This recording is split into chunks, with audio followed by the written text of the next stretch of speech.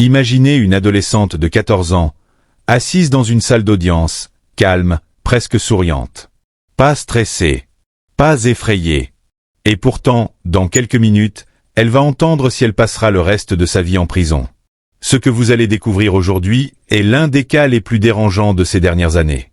Un crime filmé par une caméra que personne ne savait active. Un drame familial incompréhensible. Et un verdict qui a choqué tout un pays. Avant le 19 mars 2024, personne n'aurait imaginé ce qui allait se produire dans la maison de la famille Smiley, à Brandon dans le Mississippi. Carly Gregg, 14 ans, était le portrait de la bonne élève. Brillante, drôle, polie, très appréciée par ses amis, et ses professeurs. Sa mère, Ashley Smiley, enseignait les mathématiques dans le même lycée.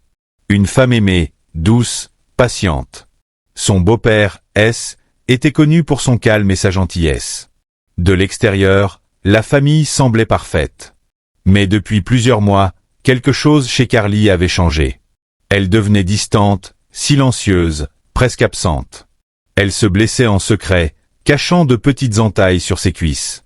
Elle utilisait des téléphones clandestins, consommait du cannabis en vape, fréquentait un petit ami plus âgé.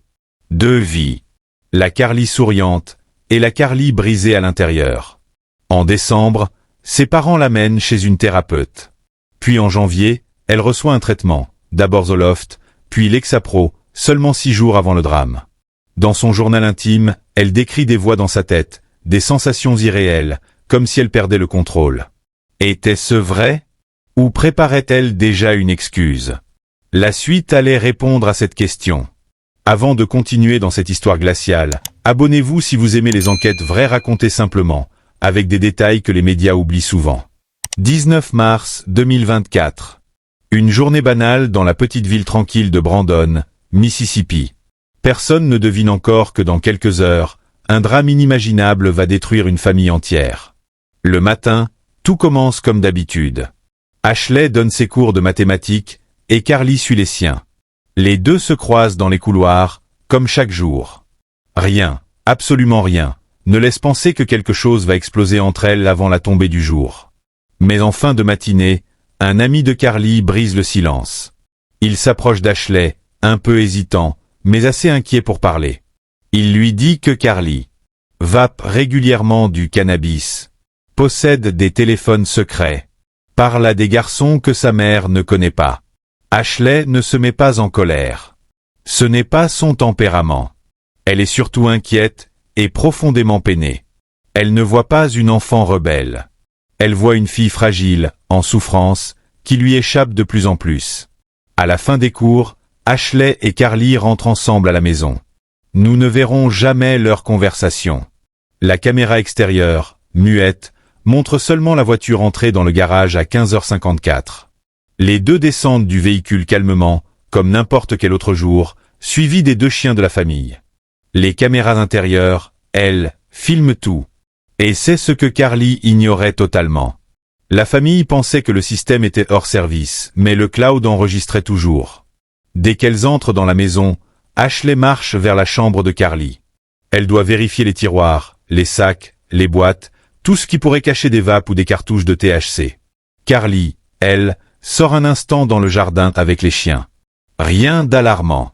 Elle marche lentement, presque comme si elle réfléchissait, ou comme si elle attendait quelque chose. Quelques minutes plus tard, elle revient dans la maison. C'est là que les images deviennent inquiétantes. La caméra de la cuisine la montre avancer d'un pas lent, mesuré. Aucune panique. Aucun tremblement. Sa mère fouille encore sa chambre, à seulement quelques mètres de là. Carly jette un bref regard vers sa porte de chambre, comme pour vérifier si Ashley est toujours occupée. Puis elle tourne la tête et se dirige vers le côté opposé de la maison, la chambre de ses parents. Elle sait exactement où aller. Elle sait ce qu'elle cherche. Il est 16h lorsqu'elle entre dans la chambre principale. La caméra du couloir ne montre pas l'intérieur, mais on devine tout. Carly soulève le matelas. Elle récupère le revolver 357 Magnum d'Ashley. Une arme lourde, puissante, trop grande pour les mains d'une adolescente. Elle la saisit, la glisse derrière son dos. et ressort de la chambre en tenant son bras droit dans une position étrange, comme si elle essayait de cacher quelque chose aux caméras. Elle traverse à nouveau la maison, repassant devant l'entrée de la cuisine. Elle jette un dernier coup d'œil dans la direction de sa chambre, peut-être pour vérifier si sa mère est encore là. Elle sait qu'Ashley est en train de fouiller. Elle sait qu'elle est seule, courbée sur les tiroirs, vulnérable. Carly entre dans la pièce. On ne voit pas les images, car la chambre n'a pas de caméra. Mais l'audio, lui, est enregistré. Et la caméra du couloir, placée juste à côté, capte les sons. Quelques secondes de silence. Puis soudain, 3 tirs. 3 impacts. 3 détonations qui résonnent dans toute la maison. Ashley ne peut pas se défendre. Elle ne comprend même pas ce qui se passe. Les balles atteignent son épaule, son cou, puis la dernière, en plein visage. Elle tombe. Et dans les minutes qui suivent, elle s'éteint. Mais le plus troublant, ce n'est pas la violence de l'acte. C'est ce qui arrive ensuite. Carly ressort de la chambre. Pas en courant. Pas en hurlant. Pas en panique. Elle marche lentement vers la cuisine. Toujours avec le revolver dans la main droite ou caché derrière elle. Elle s'assoit au comptoir. Oui, elle s'assoit. Comme si rien d'extraordinaire ne venait de se produire quelques mètres derrière elle. Elle prend le téléphone de sa mère, posé là. Elle l'allume. Elle connaît le code. Elle l'ouvre. Puis, elle écrit à S, son beau-père. « Quand rentres-tu, mon chéri ?» Ce message, simple en apparence, est la clé que les jurés utiliseront plus tard. Le mot « chéri » honnête est exactement la manière dont Ashley parle à S. Carly l'imite volontairement. Elle veut faire croire que tout va bien. Elle veut qu'il revienne. Elle veut continuer ce qui a commencé. Puis encore. Elle reçoit la réponse. Elle envoie un emoji « OK ». Pendant ce temps, son propre téléphone chauffe. Elle appelle plusieurs amis en FaceTime. Elle pleure parfois, se calme, pleure à nouveau. Elle répète « J'ai fait quelque chose de mauvais, quelque chose de grave ». Mais quand l'un d'eux lui propose d'appeler les secours, elle dit « Non, n'appelle personne ». Puis elle invite une amie à venir chez elle. Quand celle-ci arrive, Carly lui ouvre la porte comme si de rien n'était. Elle lui demande froidement « Les corps morts, ça te dégoûte ?» Et elle l'emmène voir le corps d'Ashley, encore au sol dans sa chambre. Ensuite, elle révèle son intention. « J'ai mis 3 balles dans ma mère. Et j'en ai 3 pour mon beau-père quand il rentrera. » Elle demande à son ami d'aller se cacher dans le jardin. Elle se prépare, encore une fois. Puis elle retourne dans la chambre. Elle repositionne le corps de sa mère, croise ses mains, pose une serviette rouge sur son visage. Un geste étrange, presque cérémonial. Dans la cuisine, la caméra enregistre quelque chose d'encore plus troublant. Carly se met à oumer doucement, et même à chanter. Juste quelques minutes après le meurtre. À 17h, elle s'ouvre la porte. Carly l'attend derrière la porte. Et lui tire dessus. S, blessé, lui arrache finalement l'arme des mains. Carly s'enfuit en courant avec son ami. S découvre alors le corps d'Ashley.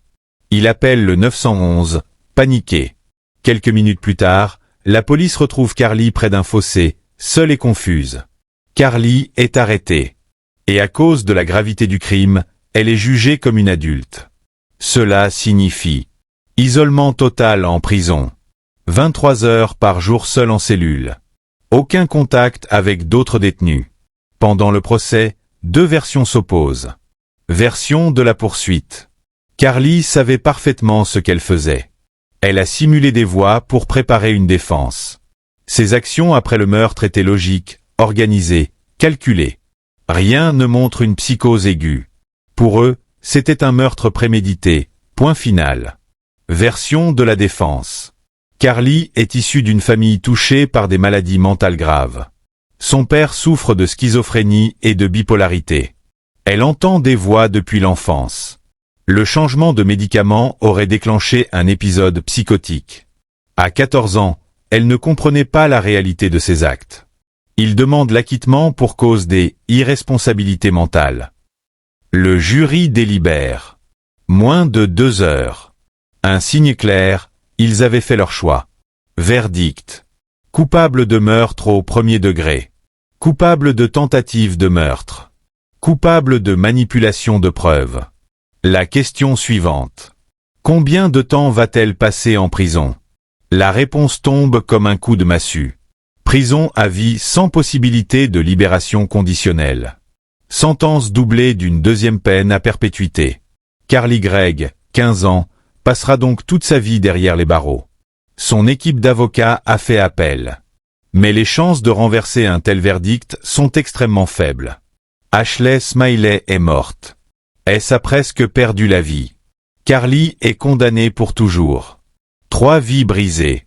Une famille anéantie. Un drame que personne n'oubliera. Cette affaire soulève une question qui nous concerne tous. Que se passe-t-il quand un enfant traverse une tempête intérieure que personne ne voit venir? Était-ce la maladie? Était-ce la colère? Était-ce un plan froidement préparé? Le jury a tranché. Mais le débat continue encore aujourd'hui. Si ce genre d'histoire vraie vous intéresse, n'oubliez pas de vous abonner à la chaîne. Je vous promets d'autres récits profonds, humains, parfois dérangeants. Des histoires qui nous obligent à réfléchir. À très vite pour une nouvelle enquête.